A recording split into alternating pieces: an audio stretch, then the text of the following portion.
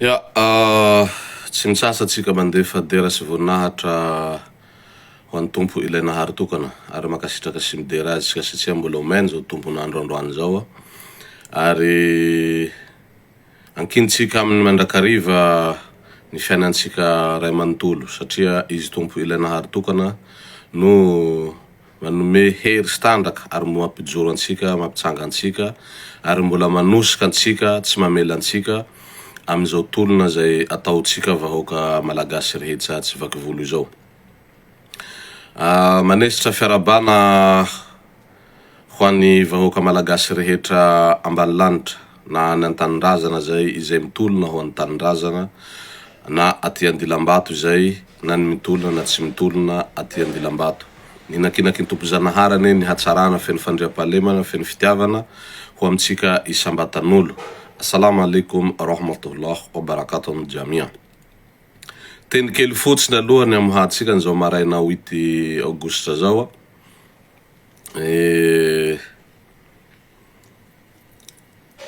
mahakasika ny ilay general izay nomena ho PM.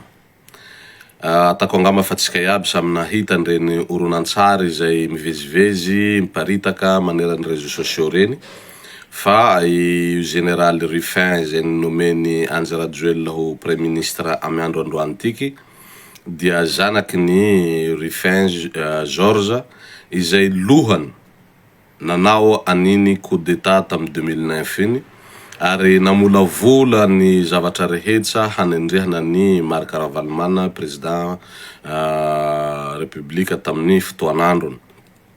Fatatsika zany fa olona fa zatra mpanao coup d'état reo, olona fa zatra mpambotry ny hery ary mpanao hery famoretana ary mpangorohoro ny vahoaka ireo olona ireo ary tsy vitan'izay fantatsika ary hitatsika am'ireny oronan-tsary sy ireny taratasy mivoaka etsy roa fa ilay premier ministre général Ruffin androany zay nambetraky na nomeny Anzy Rajoelina fitokisana fahitantany ho lehiben'ny gouvernemanta eo dia mbola avy am'le ohabola hoe Rakotozafy any Alexis miala anankady zany tsika de miditra ny ambodiepina satria izy io raha araky ny tantara sy vaovao reny etsy roa dia ary fantatra ary misy fahamarinany ary tena marina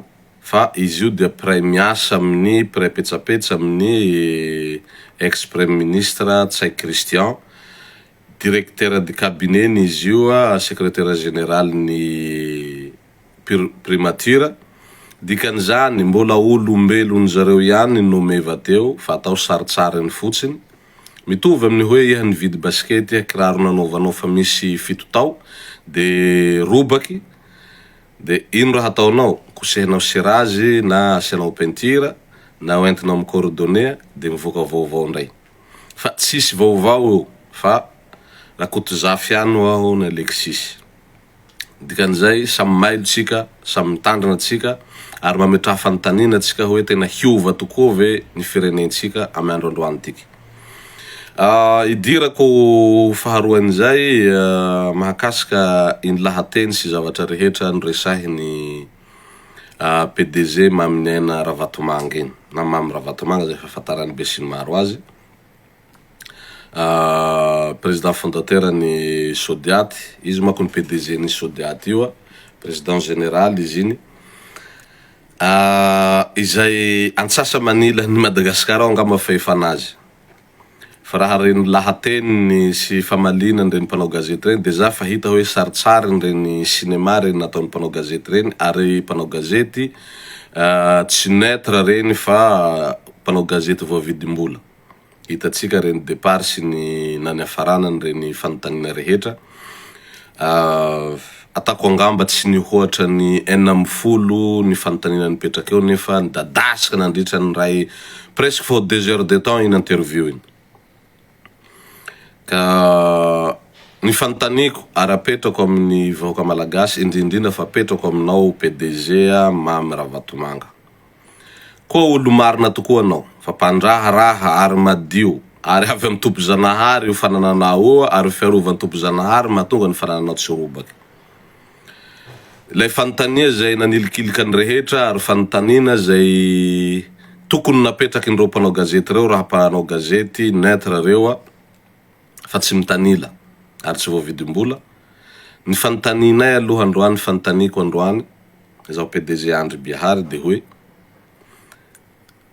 aiza ho aiza ny raharaha mahakasika anao amin'ny fitsarana internasionaly, mba afaka valiana ve reny sa mba afaka avoaka ve hoe inona sino ny mahatonga anao tsy mahazo militsy amin'ny territoirany européen, indrindrindra territoirany la France. Efa mba niady ve anao ary mba inona ny zavatra nataonao amin'ireo fanananao tazominy seziseny la France io, satria na amin'ny resaka fiskaly, fraude fiscale nanenjehany la France anao, na ireo tranonao immeuble tout ça en million d'euros nividinao amin'ny volan'ny vahoaka malagasy, volan'ny Madagasikara, amin'ireo trafic de bois de rose, trafic de drogue, trafic de devises, trafic d'or.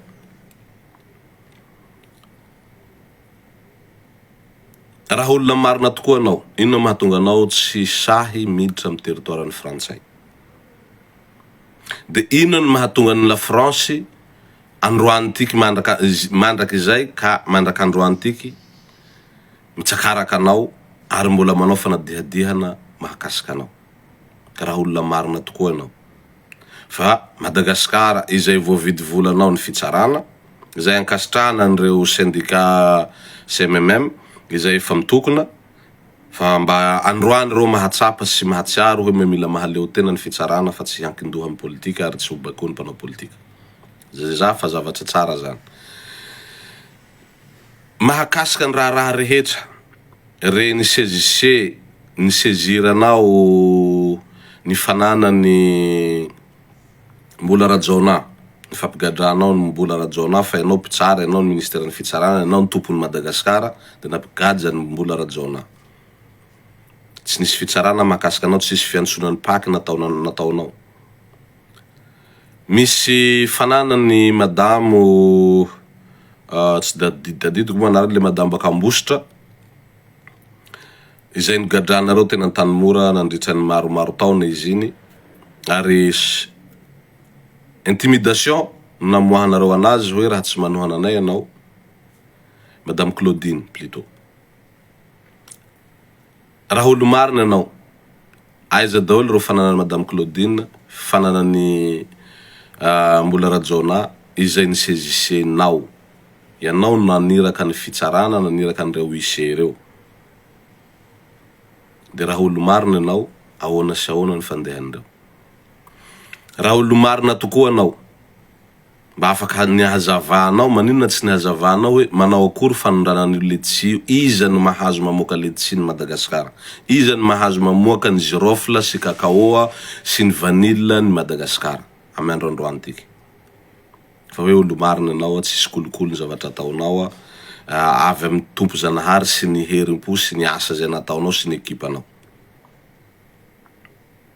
Fa ny tena tiako valinao ary tiako mba ho valiny vahoaka malagasy izay mpanaraka ary mpanohana n'ireo fitondrana ary mpanohana ny ongahy Mamy Ravatomanga eo hoe inona ny mahatonga ny Ravatomanga tsy afaka hiditra ary tsy mahazo miditra ny territoirany la France na ny européenne mihitsy nara.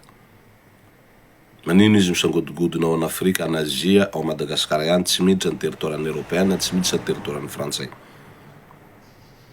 Fa olona marina izy.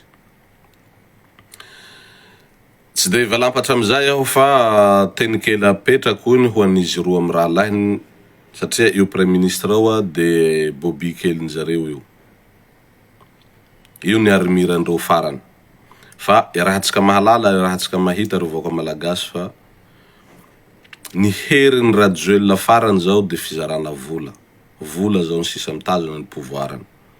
Ka dikan'izay raha tazomitsika io tension io, raha tsy mihemitra atsika amin'ny otolona io de ho tody amin'ny fandresena atsika satria efa mamoaka ny fomba fijeriny, fomba fihevitsiny, ary fa tsy mitambava tsony ny maneran'izao tontolo zao ny Européenne sy ny sisa sy ny sisa. Ny Nations Unies, ny sisa andrasana zao satria moa eky zao président ny SADC, de ny sisa andrasana zao inony mba azavatra hataony SADC.